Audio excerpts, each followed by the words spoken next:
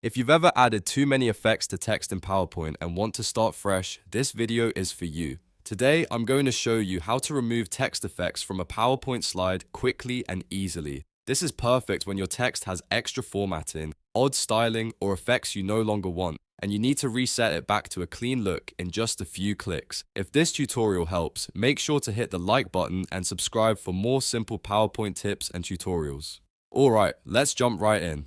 First, open your PowerPoint presentation and go to the slide that contains the text you want to fix.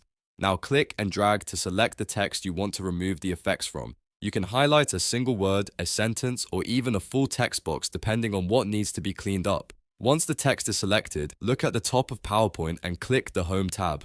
This is where you'll find the formatting tools you need. In the font section, look for the Clear All Formatting button. It usually looks like an A with an eraser, and it's designed to instantly remove formatting from selected text. Click that button, and PowerPoint will remove the effects and reset the text formatting right away. That means things like extra styling, font changes, and other text formatting will be cleared, so your text looks clean and simple again. If the text still needs a specific font, size, or color afterward, you can always reapply those settings manually after clearing the effects.